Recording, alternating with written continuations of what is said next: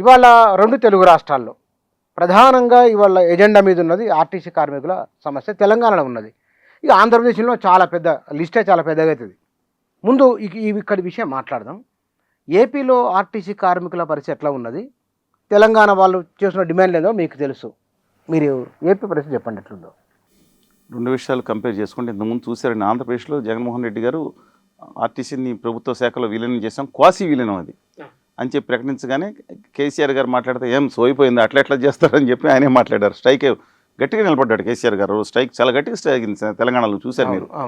ఎవరైతే అప్పుడు థామస్తో సహా అందరూ తెలంగాణ ఉద్యమంలో గట్టిగా పాల్గొన్నారు, వాళ్ళందరినీ టీఎస్టీఆర్టీఎస్ అని పెట్టిన తర్వాత కూడా వాళ్ళందరూ తిరుగుబాటు చేసి గట్టిగా ఉన్నా సరే కేసీఆర్ గారు బికాస్ ఆఫ్ ఆయన బలం కానీ మిగతా కానీ ప్రజలు ఉందా కానీ కర్కశంగా అణిచివేశారని పేరు ఉంది, చూశారు మీరు ఇప్పుడు. అవును. ఆ తర్వాత ఇవాళ ఉన్నది మౌలికంగా 2 చెప్తానండి. ఈ రెండిట్లో ఆర్టీసీ యాక్చువల్గా ఆర్టీసీని కార్పొరేషన్గా ఉంచితే అక్కడ ఆ కార్పొరేషన్ బాగుండాలని మా దగ్గర చాలామంది మీరు బస్సు ఎక్కండి అని కూడా అనేవారు. ఇప్పుడు కార్పొరేషన్ బస్సులు మాత్రం కార్పొరేషన్, ఎంప్లాయీస్ మాత్రం క్వాసీ గవర్నమెంటల్. విచిత్రంగా ఉండదండి ఆర్గనైజేషన్. ఎందుకంటే బస్సులు వాళ్ళకి ఆలోచన లేదేమో పాలకులకి. బస్సులు కార్పొరేషన్ చూస్తుంది, ఎంప్లాయీస్ మాత్రం గవర్నమెంట్లో ఉంటారు. ఈ 2 ఎలా ఉంటుంది? క్వాసీ గవర్నమెంట్ పోయి ఎంప్లాయీస్ని గవర్నమెంట్లో విలీనం చేశారు. ఇప్పుడు తెలంగాణలో కోరికలు 8 ముఖ్యమైన డిమాండ్లు ఉన్నాయి, సేమ్ ఆంధ్రప్రదేశ్లో కూడా ఉన్నాయి. వీళ్ళని పూర్తి స్థాయిలో ప్రభుత్వ ఉద్యోగుల కింద గుర్తించాలి, పెన్షన్ గ్రాట్యుటీ మొత్తం అన్నీ కూడా ప్రభుత్వ ఉద్యోగులు ఇచ్చేటట్టు ఇవ్వాలనేది ముఖ్యమైన డిమాండ్. దాంతోపాటు పని గంటల విషయం ఇవన్నీ కూడా దాన్ని న్యాయమైన సాధ్యమైంది. పని గంటలు కానీ మిగతా వాళ్ళకి హెల్త్ బెనిఫిట్స్ కానీ లేదా పిల్లలకి ఏదైతే ఉన్నాయో ఈ 90% ఆచరణ సాధ్యమైంది. కానీ గవర్నమెంట్ ఉద్యోగస్తులుగా డైరెక్ట్గా చేయాలంటే గవర్నమెంట్కి కార్పొరేషన్కి రిక్రూట్మెంట్లో తేడా ఉంటుంది. తెలంగాణ గవర్నమెంట్ సబార్డినేట్ సర్వీస్ అని ఉంటుంది, ఏపీ గవర్నమెంట్ సబార్డినేట్ సర్వీస్, కానీ దాంట్లో సెపరేట్ ప్రొవిజన్స్ ఉంటాయి. దానికి ఎక్కడన్నా ఉద్యోగం చేస్తే అంటే వాళ్ళు తెలంగాణలోనే కాదు, లేదంటే కలకత్తాలో తెలంగాణ ఆఫీస్ పెట్టినా వెళ్ళాల్సిన పరిస్థితులు ఉండాలని సబార్డినేట్ సర్వీస్ ఉంటాయి. కొన్నిటికి లిమిటేషన్స్ ఉంటాయి. జోనల్ పోస్టులు కూడా మార్చుకోవచ్చు, అది మీకు తెలుసు కదా. జోనల్ పోస్టులు కూడా మార్చుకునే అవకాశం స్టేట్ గవర్నమెంట్ ఇస్తుంది. కానీ ఆర్టీసీ కార్పొరేషన్కి సర్టెన్ నిబంధనలు ఉంటాయి దాంట్లో.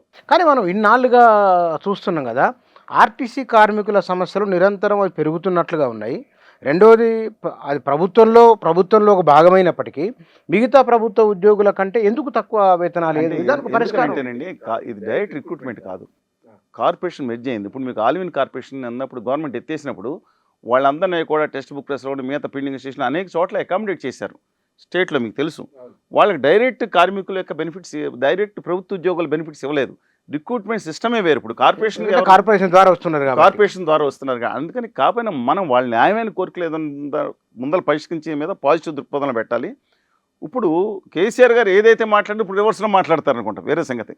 మామూలే కదండి. ఇవాళ నేను మొట్టమొదటిగా కోరుకునేది అన్నిటికంటే ముఖ్యంగా ప్రాణం విలువైంది. ఇవాళ గౌడ్ గారు ఆయన ఆత్మహత్య నేను ఎంత బాధ కలిగించే విషయం, అది చాలా బాధాకరం. నేను ఒకటి చెప్తున్నాను, గ్లోరిఫై కూడా చేయాల్సిన అవసరం లేదు. వాళ్ళందరూ వాళ్ళ గొప్ప త్యాగం చేశారు, కానీ దయచేసి దాన్ని గ్లోరిఫై చేయొద్దు. ఎట్ ద సేమ్ టైం మనం బతికుండి సాధించాలి. నిజంగా చెప్తానండి, బతికుండి సాధించాలి. ఎట్టి పరిస్థితుల్లోనూ ఇలాంటి ఒక తీవ్రమైన నిర్ణయాలు తీసుకోవద్దు. ప్రజలందరూ కూడా పూర్వంలా కాకుండా వాళ్ళ మీ కోరికల మీద పాజిటివ్గా ఉన్నారు, చాలా కోరికల మీద. అందువల్ల పాజిటివ్ నిర్ణయంగా మీరు ఉద్యమంలోకి వెళ్ళి హక్కులు సాధించుకోవాల్సిన అవసరం ఉంది. గౌరవ ముఖ్యమంత్రి సహా రవాణా శాఖ మంత్రి అందరూ కూడా దీని మీద ముఖ్యమైన దృష్టి పెట్టాల్సి ఉంది. ఆ రోజు కేసీఆర్ గారు గట్టిగా ఉన్నారన్నారు, అజయ్ గారు గట్టిగా చూశారు, ఆ రోజు ఈ రోజు వారు. అందువలన మీరు హక్కుల కోసం పోరాడండి. ఎగ్జాక్ట్గా నేను అంటే ఏపీ ఎన్జిఓ అసోసియేషన్ ఆ రోజు నేను గౌరవ సలహాదారుగా ఉన్నాను. ఉద్యోగాల రూల్స్ మీద కోర్టులో వెళ్ళినప్పుడు తెలుసు. ఈ ఆర్టీసీ ఉద్యోగులతో కూడా చాలా సన్నిహితంగా అక్కడ విభిన్న సమయంలో కలిసి పనిచేసాం, ఉద్యమంలో కలిసి భుజం కలిసి పనిచేసాం. నేను ఇంకోటి కూడా టెంపరీ తాత్కాలిక కార్మికులకు జీతం ఎంత ఇచ్చేవారు తెలుసండి మీరు? 7,000 రూపాయలు, 12,000, 12,000, 15,000. వాళ్ళ ప్రైవేట్ బస్సుల కార్మికులు కూడా చాలా దారుణమైన పరిస్థితులు ఉన్నాయి. కొన్ని చోట్ల లాంగ్ డిస్టెన్స్ తప్ప ఒక డ్రైవింగ్ అనేది, అందులో కండక్టర్ ఉంది, మెకానికల్ షాపుల్లో ఉద్యోగస్తులు కూడా ఉన్నారు దీంట్లో. కానీ ఇక్కడ ఆర్టీసీ కార్మికుల విషయంలో ఉమ్మడి రాష్ట్రంలో అయినా సరే, ఈరోజు అయినా సరే, ప్రభుత్వాలు వ్యవహరిస్తున్న తీరు సరైందేనా? ఒకటండి, ఏదైతే వాళ్ళ న్యాయపరమైన కోరికలు ఉన్నాయి, ఆరోగ్యపరమైన కోరికలు ఉన్నాయి, సర్వీస్ కాంట్రాక్ట్స్ మీద ఉన్నాయి, లేదంటే పని గంటల విషయంలో మాత్రం వాళ్ళ కోరికలే ప్రజలకు పూర్తిగా మద్దతు ఇచ్చేటట్టు ఉండదు. వాళ్ళ ఆరోగ్యం బాగుంటేనే ప్రజల ఆరోగ్యం బాగుంటుంది. బస్సు అంతే కదా, బస్సు ఆరోగ్యం వాళ్ళ ఆరోగ్యం, బస్సు ఆరోగ్యం 2 చెప్తున్నానండి. బస్సు ఆరోగ్యం బాగుంటేనే మన ఆరోగ్యం బాగుంటుంది. వాళ్ళ ఆరోగ్యం బాగుంటే మన ప్రాణాలు బాగుంటాయి. ఈ రెండు కాన్సెప్ట్లో ఖచ్చితంగా ప్రజలు వాళ్ళకి మద్దతు ఇవ్వాలి, ప్రజల అండ వాళ్ళకు ఉండాలి. ఇప్పుడు నన్ను మిగతా విషయం డిఫర్ చేయవచ్చు, ఎందుకంటే మొత్తం 100% అకార్డింగ్ టు రాష్ట్ర ప్రభుత్వ ఉద్యోగులతో సమానంగా ఉండాలి అంటే నెంబర్ ఆఫ్ కాంప్లికేషన్స్ ఉంటాయి. అంత సమానం కాకపోయినా మిగతా విషయాల్లో పూర్తిగా ఇవ్వాలండి నా వ్యక్తిగత అభిప్రాయం ఇది. ఎందుకంటే నా సోదరులతో ఏఐటీసీ మొత్తం అందరూ మిత్రులు కూడా ఉన్నారు. అందుకని వ్యక్తిగత దానికన్నా తక్కువగా అంటే సమానంగా ఎందుకు ఉండకూడదు, రిక్రూట్మెంట్ వ్యవస్థలో తేడా ఉంది, పరీక్షలు మిగతా అన్నింటిలో తేడా ఉంది. అంటే వీళ్ళు అనవచ్చు, ఇప్పుడు స్టేట్ గవర్నమెంట్లో కూడా డ్రైవర్స్ ఉంటారు, వాళ్ళకి మాకు తేడా ఏంటని న్యాయమైన ప్రశ్న అది. కానీ రిక్రూట్మెంట్లోనే దాంట్లో టెస్టులు కానీ పరీక్షలు కానీ చాలా తేడా ఉంది. చాలా కార్పొరేషన్లో అండి, అంటే నేను ఎవరిని తప్పట్ను కానీ అధికారులు కార్పొరేషన్ చైర్మన్గా ఉండగా చాలా ఎంత పారదర్శకంగా జరుగుతుందో నియామకాలు మనకి తెలుస్తుంది. ఇప్పుడా ఒకప్పుడు కానీ ఇప్పుడు ఎప్పుడన్నా కానీ చెప్తాను, ఎందుకు వాళ్ళని తప్పట్ను ఎందుకు ఇప్పుడు. కానీ అందులో నిజాయితీ పరులు గట్టిగా కష్టపడే వాళ్ళు చాలామంది ఉన్నారండి. అలా వాళ్ళ యొక్క బాధ రాత్రిలో ఒక చోట ఓళ్ళలో పడుకోవాలి, తెలుసా మీకు, పల్లి బస్సుల్లో వాళ్ళ బాధలు ఇంకా మన అనుమానం ఉండాలి. ఒక ఇంట్లో ఉన్న కనుకున్న పిల్లలతో వేగడమే పేరెంట్స్కు వాళ్ళ వల్ల కాదు. అలాంటిది భిన్న మనస్తత్వాలు కలిగిన వాళ్ళు బస్సు ఎక్కితే వారిని కిలోమీటర్ల కొద్ది తీసుకొని వెళ్ళాలి. మనుషులతో మెసలడం అనేది మామూలు విషయం కాదు. బస్సులో అష్టావధానం అండి ఫుల్. మీరు హైదరాబాద్ బస్సు ఎక్కుతారు కదా, చూడండి ఇప్పుడైతే కొంచెం బస్సులు ఫెసిలిటీ ఉంది. ముందు ఇటు ఎలాడుతూ ఉండేవారు. దీంట్లో కండక్టర్ ఎక్కడ ఉంటాడు, ఎక్కడ ఉండాలి కండక్టర్ వెంటనే వీళ్ళు స్క్వాడ్ తయారవుతారు. పనిష్మెంట్ ఏం చేయాలి చెప్పండి, డబ్బులు చిల్లర ఉండదు, నరకం అనిపించేవారండి నిజంగా.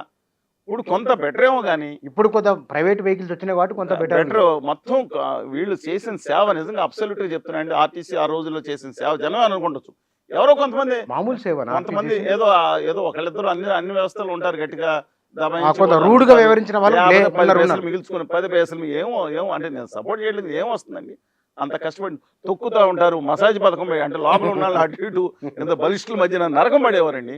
డిస్కో డాన్స్ చేయాలి మళ్ళీ, తెలుసు కదా, అవతల ఆగమనగానే అక్కడ ఆగాలి. పైగా బస్సు అండి, హైదరాబాద్లో బస్సు నడపటం మీరు even I'm telling you Warangal also, I can say in Visakhapatnam also, అని విజయవాడ అయితే మరీ చెప్తున్నాయండి ఇరికిరికి రోడ్లు. అసలు రోడ్లలో వీళ్ళు ఎలా వెళ్తారండి, ఎన్ని యాక్సిడెంట్లు అవుతాయి అంటే వాళ్ళని అనుకుంటాము. ఇప్పుడు లాంగ్ డిస్టెన్స్ 2 బస్సులు ఉన్నాయి, షార్ట్ డిస్టెన్స్ అంటే లోపల ఉన్న సెమీ అర్బన్ బస్సులు వేరు.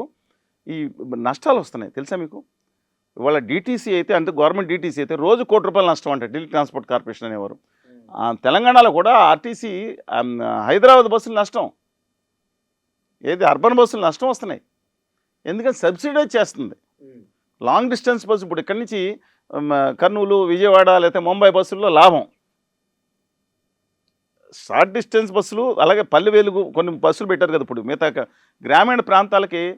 నేను ఆర్టీసీ అనేది ఒక బాధ్యతగా ఉందండి. ఎందుకంటే ప్రైవేట్ బస్సుడు అక్కడ 10 మంది ఉంటే వేయడాడు, వానికి 2-3 వేల రూపాయలు ఇవ్వాలి, వాడు పెట్టిన నిబంధనలకు తలొగ్గాలి, వాడు భయపెడతాడు ప్రయాణికులను. ప్రైవేట్ బస్సు స్వేచ్ఛ ఉంటుంది ప్రయాణికులకు అండి. పల్లెటూర్లకు ఎవరు సేవ చేస్తారు, బిఎస్ఎన్ఎల్ ఎందుకు ఉండాలని కొడుతున్నాం అలాంటి. ఇది కూడా బిఎస్ఎన్ఎల్ ఫోన్ పెట్టుకున్నాం, ఇప్పుడు కూడా దాని పక్కన కూడా పెట్టుకుండాలి సిగ్నల్స్ రావద్దు. ఎందుకని ఒక సామాజిక బాధ్యత ఉంది బిఎస్ఎన్ఎల్కి, దాన్ని కాపాడుకోవాలి. ఒక ఆర్టీసీకి లాభం ఒకటే కాదు, ఒక పల్లెటూరులో కూర్చుని వాళ్ళు ఒక సామాన్య కుటుంబాలు బలహీన వర్గాలు ఉంటే వాళ్ళు అది తీసుకుని ఏది ఆకుకూరలన్నీ తీసుకుని హైదరాబాద్లో లేకపోతే పక్కన వరంగల్లో లేకపోతే మహబూబ్నగర్లో ఇంకో చోటకి వెళ్తే వాళ్ళు ఎట్లాగా బతుకుతారండి.